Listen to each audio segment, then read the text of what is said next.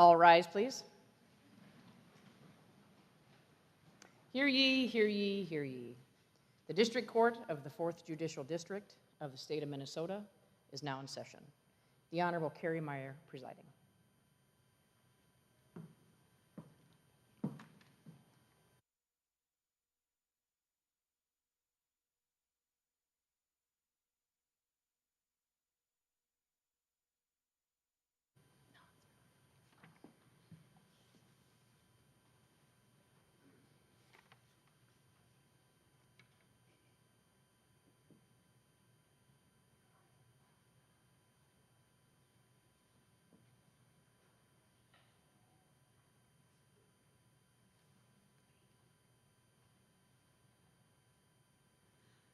Please be seated.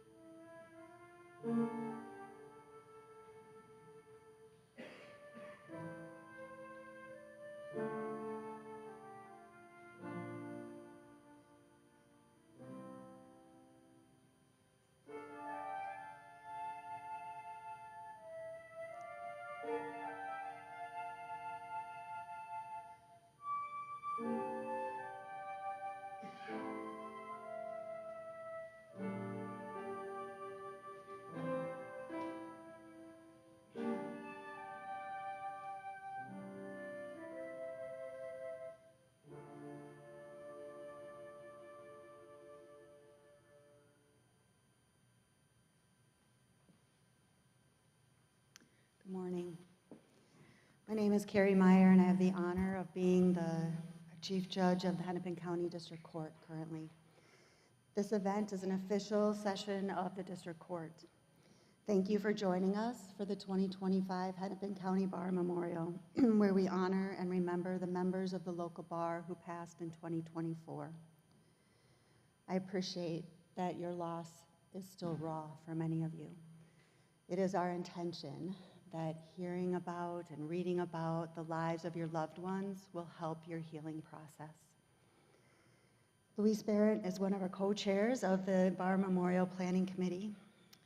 They planned this event, and Louise is an attorney who's dedicated not only to her work as a civil practitioner and appellate attorney, but also to public service as an adjunct writing professor and for Wills for Heroes. Louise will give the official welcome this morning.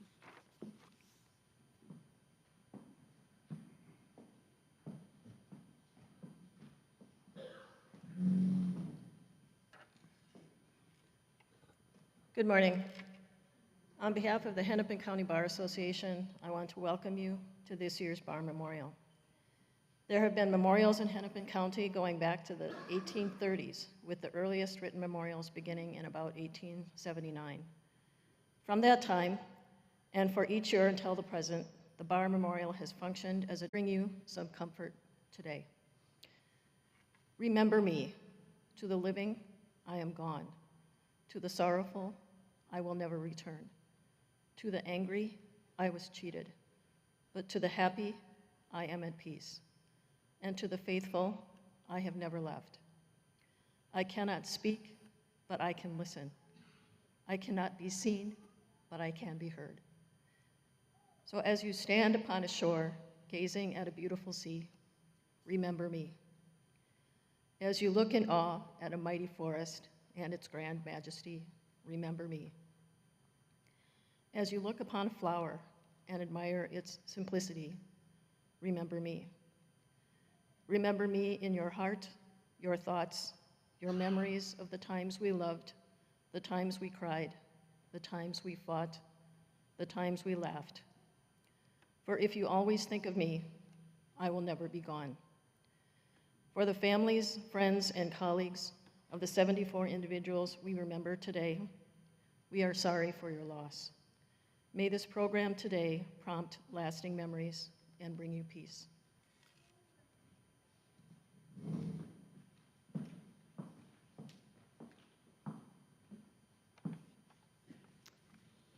The traditional reading of the names of those we remember today falls to the Hennepin County Bar Association President-elect, and this year that is Jessica Clander. Jessica is the Chief Operating Officer and a shareholder at Bassford Remily, in addition to her volunteer work with the Bar Association.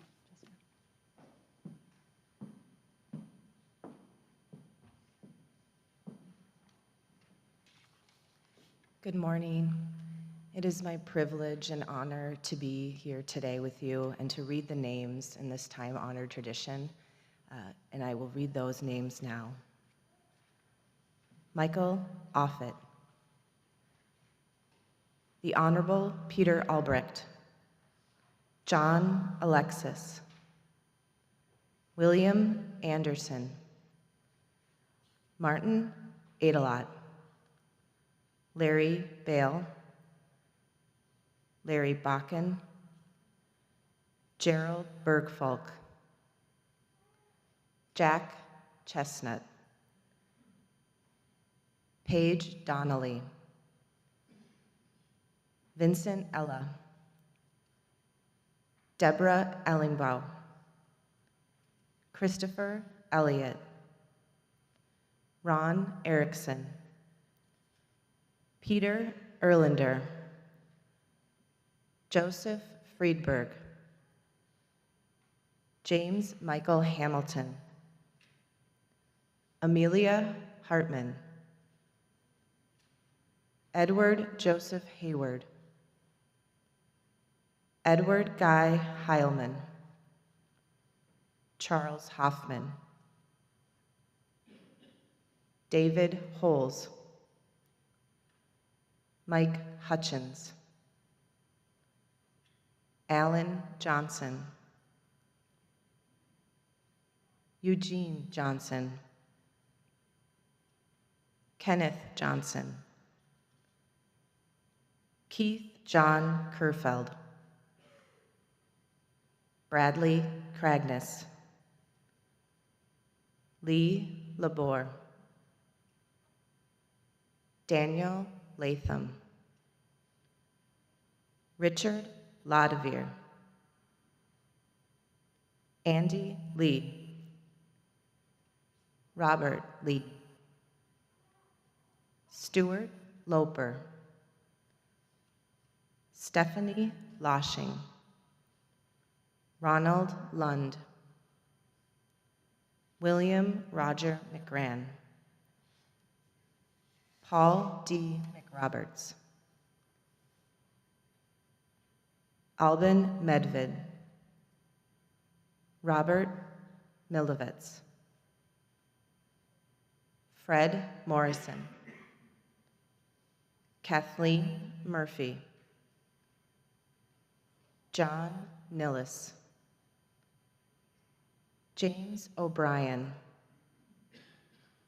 Marjorie Kellogg O'Hara, Nancy Olken, Tim Bapst, Teresa Mahoney Peterson, Richard Plagans, the Honorable James Randall, Gary Charles Ryder, Barnett Bud Ian Rosenfield, Brian Salita, Joel Samaha, Stephen Scallon, the Honorable Robert Schuffelbein, Dan Schleck, Michael Odell Shamlin, Michael Sullivan, Mitchell Swadden, Robert Thompson, Jr., Charles Mickler Tilden, Justin John Joseph Todd, Brendan Tupa, Matthew Veenstra, Frank Vogel, Joseph Walbrand, Leland Watson, Nicholas Wenner, the Honorable Bruce Willis, Donna Johnson Wolfson, Diane Younga, Brian Zodele. Thank you for all being here.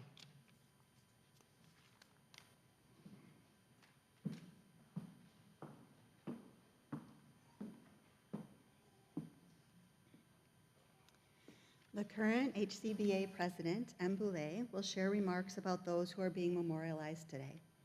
M is a family law attorney at the Taft firm and is finishing their year as HCBA president next year. This important role at the Bar Memorial is a traditional honor that nears the end of the HCBA presidency. M?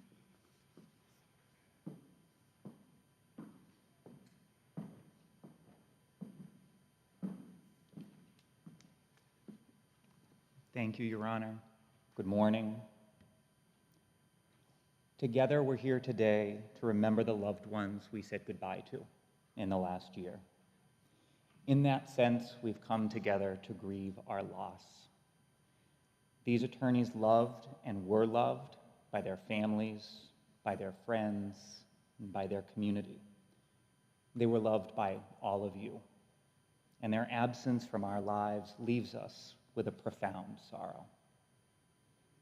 Alongside that sorrow, though, sits the joy of having known, loved, and been loved by these truly remarkable people. Joy from the stories they shared, joy from the jokes they told, joy from the difference they made in our lives and the mark they left on our hearts. So, with these twin feelings of sorrow and joy, we come together and celebrate with gratitude the lives of these 74 remarkable people. We take time to reflect on their goodness, on their bravery, on their service, and on the individual beauty of their lives. Fred Rogers said that as a boy, his mother told him to look for the helpers. You will always find people who are helping. So let's start by remembering that each of the people we remember today was someone's helper. Maybe they were yours. They were advocates and counselors for individuals, for companies, and for the citizens of this state. And true to our profession's highest ideals, they helped people at their lowest, at their most vulnerable, at their moment of greatest need. Among those we remember were those who stepped forward for veterans, domestic violence survivors, vulnerable children, death row inmates, our indigenous communities, people living with disabilities, and both those accused of crimes and those harmed by crime. But these helpers didn't stop with advocacy. They devoted themselves to building and sustaining communities, to improving their part of the world, both local and global. And the loved ones we remember were lawyers, but they weren't only lawyers. They were teachers, guardians ad litem, youth sports coaches, classroom volunteers, and pillars of their faith community. And let's remember, too, that they were brave. They were leaders who blazed a path for those coming behind them, for those traditionally excluded from our profession. Several founded firms that carry their names. One founded a law school. And through their leadership, they both bettered lives and showed us what can be possible by becoming the youngest partner in their firm, or the first Hispanic judge in the state of Minnesota, by winning landmark trials, or rising to become chief executive of a company and shepherding the livelihoods of thousands of others. Through service to their communities and countries, these attorneys offered an answer to Dr. King's most urgent question: what are you doing for others? Many served our nation in the times of conflict in the armed services. Others gave time and talent to treasured charities and nonprofits. Others did the daily work of justice through work in government or as members of our district, appellate, and Supreme Courts. But more than all of those professional achievements, beyond trials won and deals closed, the people we remember here are amazing human beings who lived remarkable lives, lives filled with unique stories and talents and loves. In the words of Whitman, they contained multitudes. Many played instruments, some many instruments. One made instruments, 667 of them. Another pulled elaborate pranks. One opened a billiard hall, another a wig business, and a third a bagel company. They were music lovers and woodworkers, outdoorsmen and epicures, athletes and artists. And through all their adventures, maybe some misadventures, they shone with our deepest values. They showed us how imperfect human beings can strive to live in an imperfect world with honesty, loyalty, humility, humor, and kindness. And that kindness touched the lives of everyone in this room. It sustained marriages of many decades, nurtured scores of children and grandchildren. It built and fostered and guided communities, and it left an imprint. Here in Hennepin County, in the state of Minnesota, across the United States, and over dozens of countries across the world. So, we dedicate this morning to the love and memory of these 74 people. And even as we feel the sorrow of their absence, we sparkle with the beauty of their kindness. In the words of Naomi Shihab Nye, before you know kindness as the deepest thing inside, you must know sorrow as the other deepest thing. You must wake up with sorrow. You must speak it till your voice catches the thread of all sorrows and you see the size of the cloth. Then it is only kindness that makes sense anymore. Only kindness that ties your shoes and sends you out into the day to gaze at bread.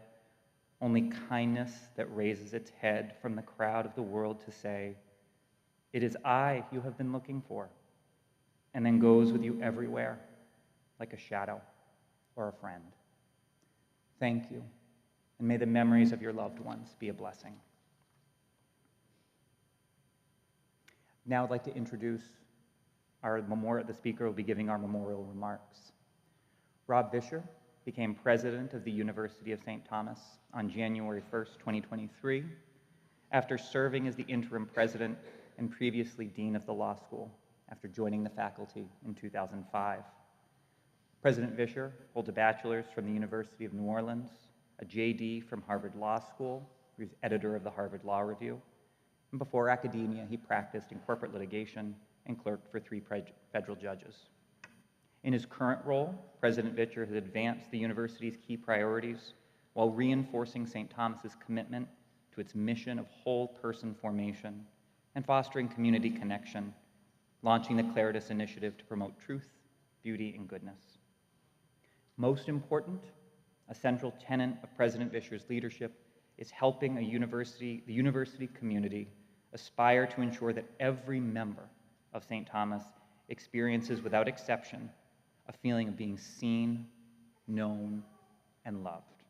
And as one of President Vischer's former students, I count myself lucky enough to have had just such an unmistakable experience. President Vischer.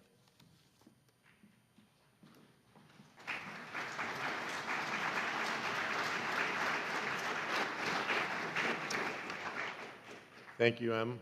Good morning, and may it please the court. Today, we gather to honor our friends and colleagues who have passed, each leaving an indelible mark on our lives and on our profession. I'd like to reflect briefly on what today's gathering means for our profession. I will suggest that the Bar Memorial captures what is at the heart of what gives form, substance, and distinctiveness to our work. The former dean of Yale Law School, Anthony Kronman, has written a lot about lawyers, and he reminds us, quote, "One important element in a group's claim to professional status has very often been the belief that the work its members do engages a sufficiently broad range of human capabilities to have a transformative effect on the members' personalities, to shape their identities in a lasting way by promoting the development of a distinctive professional character." A distinctive professional character. Now, I'm sure all the lawyers and judges here could wax eloquent about what you believe a distinctive professional character encompasses for lawyers. I'd like to underscore one dimension that, in my view, is unmistakable as we gather this morning. Amelia Hartman was my student. The teacher should not be memorializing the student. She was young, with a beautiful family and blossoming career. Dan Schleck taught for us at St. Thomas. He was older than Amelia, but far from old. His kids were just coming into the full bloom of adulthood. He died on the precipice of what should have been an awesome chapter of his life. During the years I knew him, Steve Scallon was a kind, soft-spoken, older gentleman with a sharp wit and a twinkle in his eye. He was loved fiercely by his wife, Shake. Every single person we remember today was the center of someone's world. There is beauty and sweetness in the act of remembering, But there is also deep pain. The pain is inescapable. And here's what I see as our distinctive professional character, to borrow Kronman's phrase. We do not try to escape the world's pain. We face it, and we lean in. We stare at it unflinchingly. In my Catholic tradition, we refer to this as the ministry of accompaniment, walking with others no matter how difficult the path becomes. As attorneys, we don't just detach and distance ourselves as though we can remain unfazed by the real suffering of the real people we encounter in our work. We are not unfazed. I've seen this by spending time with immigration attorneys, especially in recent years, as they've helped me understand the reality of secondary trauma. In criminal practice, the act of accompanying defendants, victims, and family members is emotionally wrenching work. Divorce, custody, guardianship, these practice areas are not for the faint of heart.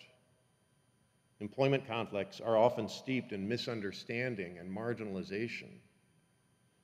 For judges, you are jumping straight into the pain at every hearing, every trial, every deeply contested decision. And even the corporate side is not immune. I remember one of the first cases I worked on as a young corporate litigation associate on the defense side. It was a breach of contract suit brought against our client, the manufacturer of plastic custom packaging. I read the complaint and thought, what an incredibly dry and boring case this will be. I visited the client and met with the mid-level manager to talk through discovery requests. He was a wreck, confessing to me that the lawsuit had upended his life, kept him awake every night, and even put strain on his marriage. That visit was not about discovery. That visit was about accompaniment. Or a mass toxic tort case that my firm was defending. As the junior attorney, I did the preservation depositions. One of my depositions was of a plaintiff who was literally on her deathbed. I walked into her room with my outline, my dark suit, my plan, and then she looked at me from her hospital bed, and I realized that in her view, I was the corporation she believed was causing her imminent death. Even as opposing counsel, we must acknowledge the pain. We must fully and truthfully see the person before us. We must accompany. So for the lawyers, judges gathered here today, where is the pain in your work? When you're tempted to detach, where and how do you lean in? When is your ministry of accompaniment the hardest? When is it the most meaningful? The tragedies and tumult into which lawyers are thrust come at a time when Americans are already experiencing, according to a warning issued last year from the Surgeon General, an epidemic of loneliness. The Surgeon General defined loneliness as the distressing experience that results from perceived isolation or inadequate, meaningful connections. Of those who report loneliness, 65% said they felt fundamentally separate or disconnected from others or the world. It's against this backdrop that we do our work today. We must continue to rise to the moment. And we are rising to the moment this morning. We are practicing the ministry of accompaniment as I speak, coming together to remember those we've lost and to support those who are mourning them. We don't try to minimize or gloss over the losses with rationalizations such as, well, they lived a good life, or it was their time. We desperately wish that these friends and colleagues were still with us. Their absence is and will continue to be painful. But that pain does not cause us to pull back from the world or detach from the messiness of the human experience. We feel the pain and we press on. We accompany. We are lawyers, and the world needs us. Thank you.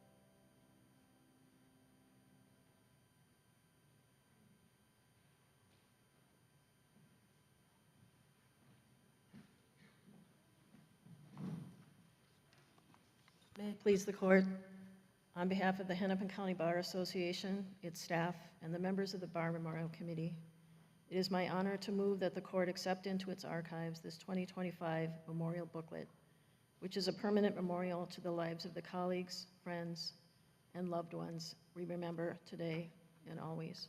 May I have permission?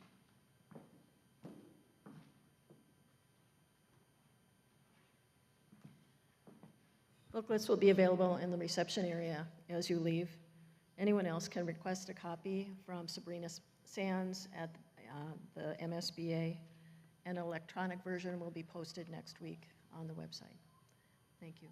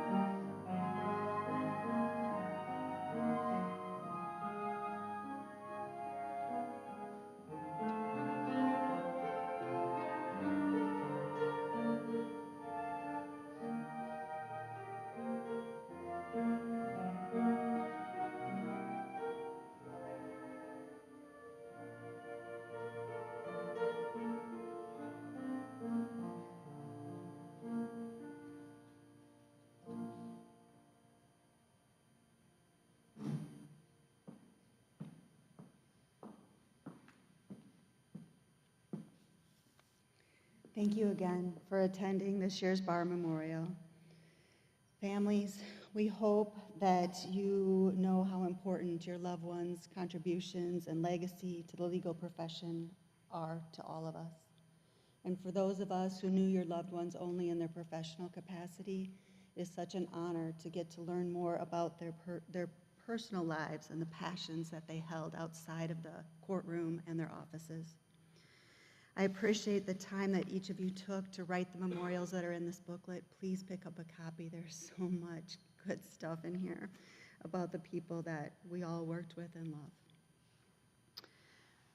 When you are ready, please join the committee in the atrium for refreshments and to share memories of those that you loved and worked with. The slideshow will go through a couple more times, and again, whenever you're ready, please join us in the atrium. This session of court is now adjourned.